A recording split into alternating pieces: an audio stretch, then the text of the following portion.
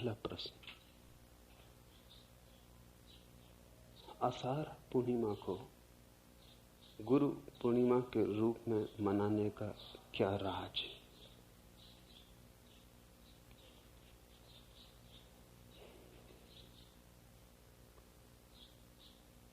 धर्म जीवन को देखने का काव्यात्मक ढंग है।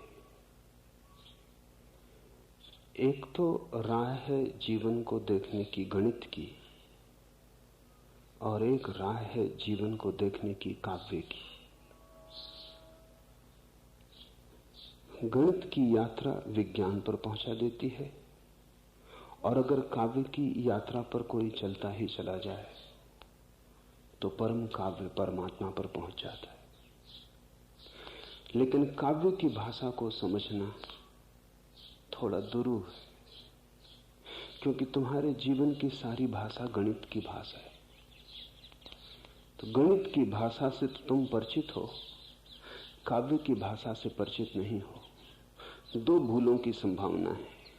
पहली तो भूल यह है कि तुम काव्य की भाषा को केवल कविता समझ लो, एक कल्पना मात्र।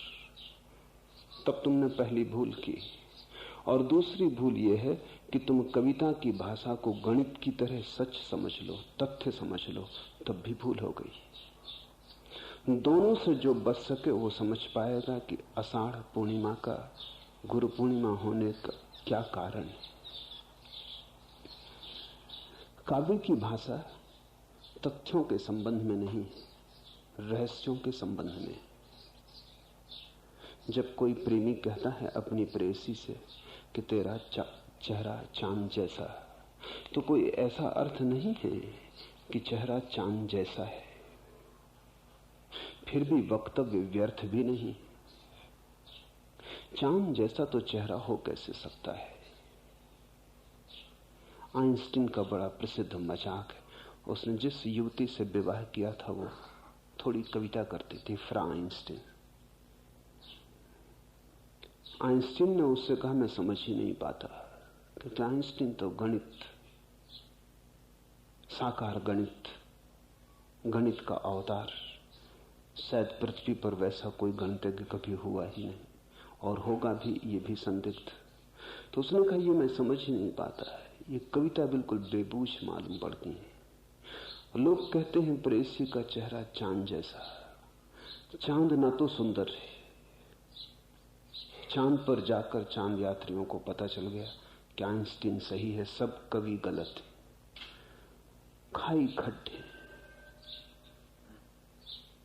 न कोई हरियाली, न कोई लहराती झीलें, न फूल खिलते, न पक्षी गीत गाते।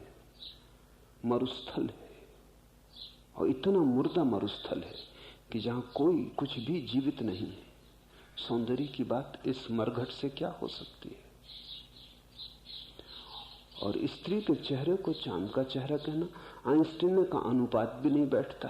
कितना बड़ा चांद, कितना छोटा सा चेहरा। बात ठीक ही है। अगर काव्य की भाषा को तुमने तथ्य की भाषा समझा तो यही स्थिति बनेगी। फिर दूसरी तरफ ऐसे लोग हैं जिन्होंने काव्य की भाषा को तथ्य की भाषा सिद्ध करने की चेष्टा की है। जिससे जीसस को कहा है ईसाइयों ने कि वो कुंवारी मां से पैदा हुए। ये काव्य है। कुंवारी मां से कोई कभी पैदा नहीं होता। ये तथ्य नहीं है, ये इतिहास नहीं है, पर फिर भी बड़ा अर्थपूर्ण है। इतिहास से भी ज्यादा अर्थपूर्ण है। ये बात अगर इतिहास से भी घटती तो दो कौड़ी की होती। इसमें जानने वालों ने कुछ कहने की कोशिश की है जो साधारण भाषा में समाता नहीं। उन्होंने ये कहा है कि जीसस जैसा व्यक्ति सिर्फ कुंवारी मां से ही पैदा हो सकता है। जीसस जैसी पवित्रता कल्पना भी हम नहीं कर सकते कि कुंवारेपन के अतिरिक्त और कहां से पैदा होगी। तो जिन्होंने कहा है जीसस कुंवारी मां से पैदा हुए, उन्होंने जरूर बड़ी गहरी बात कही है, बड़ी अर्थपूर्ण, लेकिन भाषा तथ्य की नहीं है। भाषा काव्य की है। वो ये कह रहे हैं कि जीसस को देख के हमें इस असंभव पर भी भरोसा आता है कि वो कुंवारी मां से ही पैदा हुए होंगे। इसे न तो सिद्ध करने की कोई जरूरत है, न असिद्ध करने की कोई जरूरत है, दोनों ही ना समझियां हैं। इसे समझने की जरूरत है। काव्य एक सहानुभूति चाहता है। महावीर को प्रेम करने वाले लोग कहते हैं कि उनके शरीर से पसीना नहीं बहता था, दुर्गंध नहीं आती थी, वे मलमूत्र विसर्जन नहीं करते थे। बिल्कुल झूठी बात है, तथ्य की तो बात हो ही नहीं सकती, अन्यथा महावीर जी ही न सकते थे। तब तो महाकब्जियत की अवस्था होती, जैसे कि कभी किसी को ना हुई हो। मलमूत्र का विसर्जन ही ना करें, उनकी तुम तकलीफ समझ सकते हो। आनंद तो दूर, नरक पैदा हो जाता। नहीं, मलमूत्र तो विसर्जन किया ही होगा, लेकिन इतने पवित्र पुरुष में मल पैदा हो सकता है, इसकी हम कल्पना नहीं कर सकते। पसीना तो बाहर ही होगा। सूरज किसी को माफ नहीं करता, और सूरज के नियम किसी के लिए बदलते नहीं। धूप पड़ी होगी तो इस फकीर महावीर से पसीना बहा ही होगा, तुमसे ज्यादा बहा होगा, क्योंकि न कोई छप्पर, न कोई मकान रहने को, नग्न प्रगाढ़ धूप हो कि वर्षा हो आकाश के नीचे। इसलिए तो महावीर का नाम ही दिगंबर हो गया। आकाश ही जिनका एकमात्र वस्त्र है। खूब पसीना बहा होगा, लेकिन कहने वाले जो कह रहे हैं वो बिल्कुल ही ठीक कह रहे हैं। वो ये कह रहे हैं कि इस पवित्रता से पसीने की बदबू पैदा हो सकती है, ये हम कैसे माने। वो ये कह रहे हैं कि जरूर हमसे कहीं भूल हुई होगी। अगर हमने महावीर के शरीर से कोई दुर्गंध उठती देखी तो वो हमारी ही नासापुटों की भूल रही होगी, वो महावीर से नहीं हो सकती। ये सब काव्य हैं, इनको काव्य की तरह समझो, तब इनका माधुर्य अनूठा है। तब इसमें तुम डुबकियां लगाओ और बड़े हीरे तुम ले आओगे, बड़े मोती चुन लोगे। लेकिन किनारे पर दो तरह के लोग बैठे हैं, वो डुबकी लगाते ही नहीं। एक सिद्ध करता रहता है कि बात तथ्य नहीं है, झूठ है, वो भी ना समझ। दूसरा सिद्ध करता रहता है कि ये तथ्य है, झूठ नहीं है, वो भी ना समझ। क्योंकि वो दोनों ही एक ही मुद्दे पर खड़े हैं, दोनों ही ये मान रहे हैं। उन दोनों की भूल एक ही है कि काव्य की भाषा तथ्य की भाषा है। दोनों की भूल एक है। वो विपरीत मालूम पड़ते हैं, विपरीत है नहीं। सारा धर्म एक महाकाव्य है। अगर ये तुम्हें ख्याल में आए तो आषाढ़ की पूर्णिमा बड़ी अर्थपूर्ण हो जाएगी। अन्यथा एक तो आषाढ़ पूर्णिमा दिखाई भी न पड़ेगी, बादल घिरे होंगे, आकाश तो खुला न होगा, चांद की रोशनी पूरी तो पहुंचेगी नहीं। और प्यारी पूर्णिमाएं शरद पूर्णिमा है, उसको क्यों न चुन लिया? ज्यादा ठीक होता, ज्यादा मौजू मालूम पड़ता।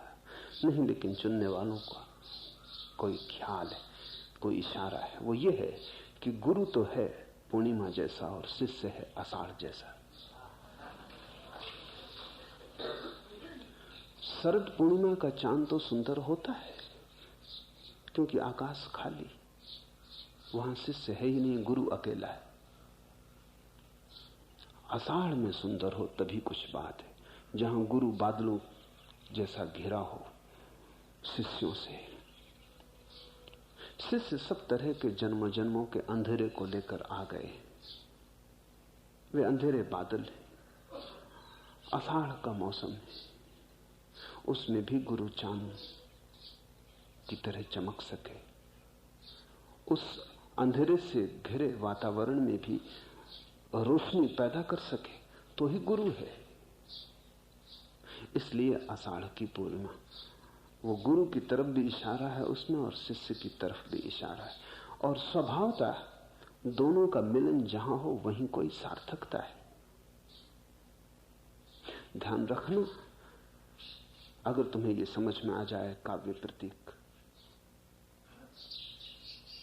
तो तुम आषाढ़ की तरह हो।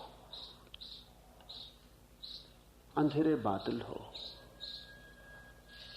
न मालूम कितनी कामनाओं और वासनाओं का जल तुम में भरा है, और न मालूम कितने जन्मों जन्मों के संस्कार लेकर तुम चल रहे हो। तुम बोझिल हो, तुम्हें तोड़ना है, तुम्हें चीरना है, तुम्हारे अंधेरे से घिरे हृदय में रोशनी पहुंचानी है। इसलिए पूर्णिमा, चांद जब पूरा हो जाता है तब उसकी एक शीतलता है। चांद को ही हमने गुरु के लिए चुना है। सूरज को चुन सकते थे, ज्यादा मौजूद होता, तथ्यगत होता, क्योंकि चांद के पास अपनी रोशनी नहीं है। इसे थोड़ा समझना, चांद की सब रोशनी उधार है। सूरज के पास अपनी रोशनी है, चांद पर तो सूरज की रोशनी का प्रतिफलन होता है। जैसे कि तुम आईने पर दिए को आईने के पास रख दो तो आईने में से भी रोशनी आने लगती है। वो दिए की रोशनी का प्रतिफलन है, वापस लौटती रोशनी। चांद तो केवल दर्पण का काम करता है, रोशनी सूरज की है। हमने गुरु को सूरज ही कहा होता तो ज्यादा बात तथ्यपूर्ण होती। और सूरज के पास प्रकाश भी महान है, विराट है। चांद के पास कोई बहुत बड़ा प्रकाश थोड़ी है, बड़ा सीमित है। इस पृथ्वी तक आता है और कहीं तो जाता नहीं। पर हमने सोचा है बहुत सदियों तक, और तो हमने चांद को चुना है दो कारणों से। एक, गुरु के पास भी रोशनी अपनी नहीं है, परमात्मा की है। वो केवल प्रतिफलन है। वो जो दे रहा है अपना नहीं है, वो केवल निमित्त मात्र है, वो केवल दर्पण है। तुम परमात्मा की तरफ सीधा नहीं देख पाते, सूरज की तरफ सीधा देखना बहुत मुश्किल है। देखो तो अड़चन समझ में आ जाएगी। प्रकाश की जगह आंखें अंधकार से भर जाएंगी। परमात्मा की तरफ सीधा देखना असंभव है, आंखें फूट जाएंगी, अंधे हो जाओगे। रोशनी ज्यादा है, बहुत ज्यादा है, तुम संभाल ना पाओगे, असह्य हो जाएगी, तुम उसमें टूट जाओगे, खंडित हो जाओगे, विकसित न हो पाओगे। इसलिए हमने सूरज की बात छोड़ दी, वो थोड़ा ज्यादा है, शिष्य की सामर्थ्य के बिल्कुल बाहर है। इसलिए हमने बीच में गुरु को लिया है। गुरु एक दर्पण है, पकड़ता है सूरज की रोशनी और तुम्हें दे देता है, लेकिन इस देने में रोशनी मधुर हो जाती है। इस देने में रोशनी की त्वरा और तीव्रता समाप्त हो जाती। दर्पण को पार करने में रोशनी का गुणधर्म बदल जाता है। सूरज इतना प्रखर है, चांद इतना मधुर है। इसलिए तो कबीर ने कहा है, गुरु गोविंद दोई खड़े काके लागू पाऊं। किसके छू पैर। वो घड़ी आ गई जब दोनों सामने खड़े। फिर कबीर ने गुरु के ही पैर छुए, क्योंकि बलिहारी गुरु आपकी जो गोविंद दियो बताए। सीधे तो देखना संभव न होता, गुरु दर्पण बन गया। जो असंभव प्राय था उसे गुरु ने संभव किया है। जो दूर आकाश की रोशनी थी उसे जमीन पर उतारा है। गुरु माध्यम है, इसलिए हमने चांद को चुना। गुरु के पास अपना कुछ भी नहीं है। कबीर कहते हैं, मेरा मुझ में कुछ नहीं।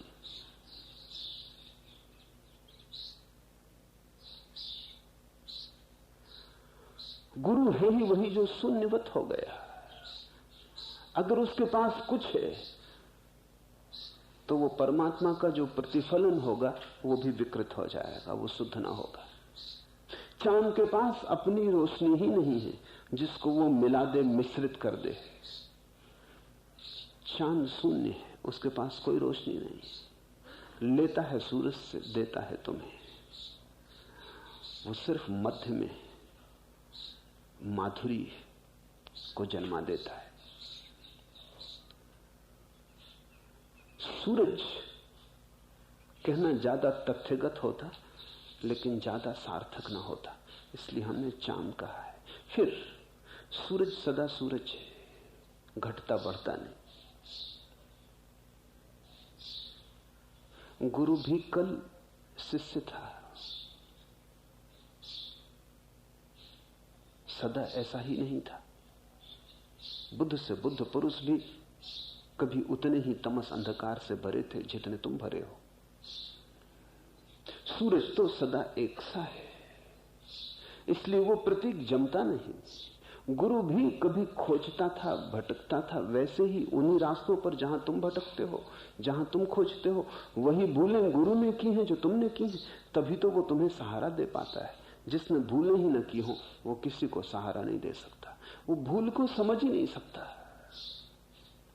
जो उन्हीं रास्तों से गुजरा हो, उन्हीं अंधकारपूर्ण मार्गों में भटका हो जहां तुम भटकते हो, उन्हीं गलत द्वारों पर जिसने दस्तक दी हो जहां तुम देते हो, मधुशालाओं में और वेश्यागृहों से जो गुजरा हो, जिसने जीवन का सब विकृत और विकराल भी देखा हो, जिसने जीवन में शैतान से भी संबंध जोड़े हों, वही तुम्हारे भीतर की असली अवस्था को समझ सकेगा।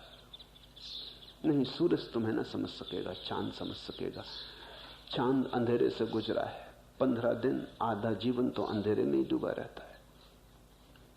अमावस भी जानी है चांद ने, सदा पूर्णिमा ही नहीं रही है। भयंकर अंधकार भी जाना है, शैतान से भी परिचित हुआ है, सदा से ही परमात्मा को नहीं जाना है। यात्री है चांद, सूरज तो यात्री नहीं है। सूरज तो वैसा का वैसा है, अपूर्णता से पूर्णता की तरफ आया है गुरु। चांद की तरह एकम आई, दूज आई, तीज आई, धीरे धीरे बढ़ा है, एक एक कदम, और वो घड़ी आई जब वो पूर्ण हो गया है। गुरु तुम्हारे ही मार्ग पर है, तुमसे आगे, पर मार्ग वही है, इसलिए तुम्हारी सहायता कर सकता है। परमात्मा तुम्हारी सहायता नहीं कर सकता। ये तुम्हें थोड़ा कठिन लगेगा सुनना। परमात्मा तुम्हारी सहायता नहीं कर सकता, क्योंकि वो उस यात्रा में कभी भटका नहीं जहां तुम भटक रहे हो। वो तुम्हें समझ ही ना पाएगा, वो तुमसे बहुत दूर है, उसका फासला अनंत है। तुम्हारे और उसके बीच कोई भी सेतु नहीं बन सकते। गुरु और तुम्हारे बीच सेतु बन सकते हैं। कितना ही अंतर पड़ गया हो पूर्णिमा के चांद में, कहां अमावस की रात, कहां पूर्णिमा की रात, कितना ही अंतर पड़ गया हो, फिर भी एक सेतु है। अमावस की रात भी चांद की ही रात थी, अंधेरे में डूबे चांद की रात थी। चांद तब भी था, चांद अब भी है। रूपांतर हुए हैं, क्रांतियां हुई हैं, लेकिन एक सिलसिला है। तो गुरु तुम्हें समझ पाता है, और मैं तुमसे कहता हूं तुम उसी को गुरु जानना जो तुम्हारी हर भूल को माफ कर सके। जो माफ न कर सके, समझना उसने जीवन को ठीक से जिया ही नहीं। अभी वो पूर्ण तो हो गया होगा, जो मुझे संदिग्ध है, जो दूज का चांद ही नहीं बना, वो पूर्णिमा का चांद कैसे बनेगा? धोखा होगा।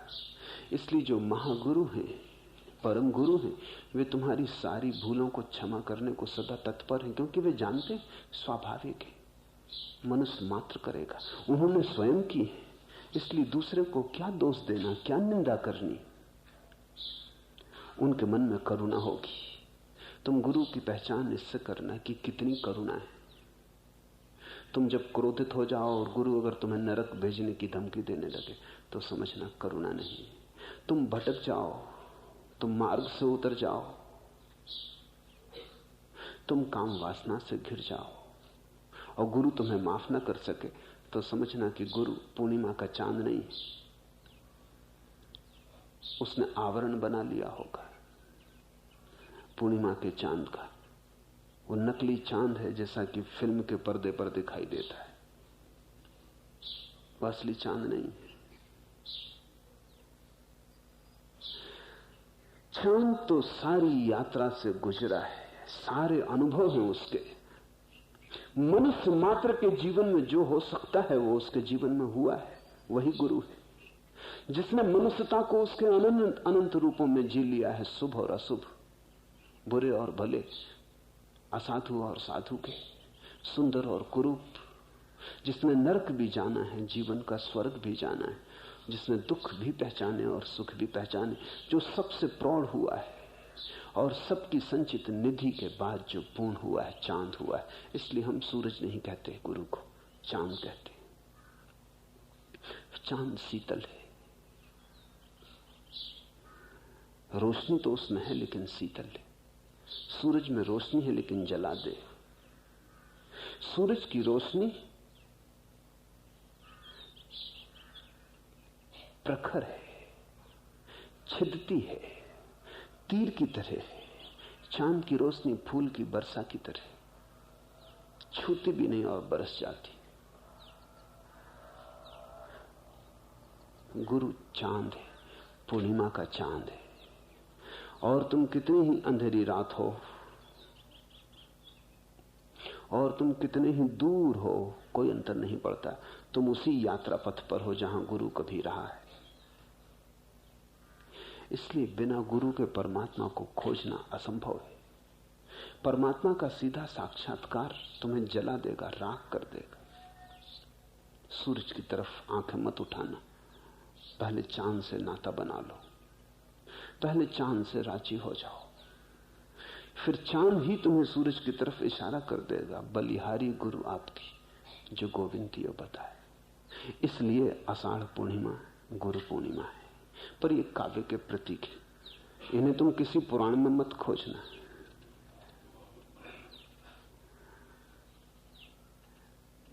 इनके लिए तुम किसी शास्त्र में प्रमाण मत खोजने चले जाना।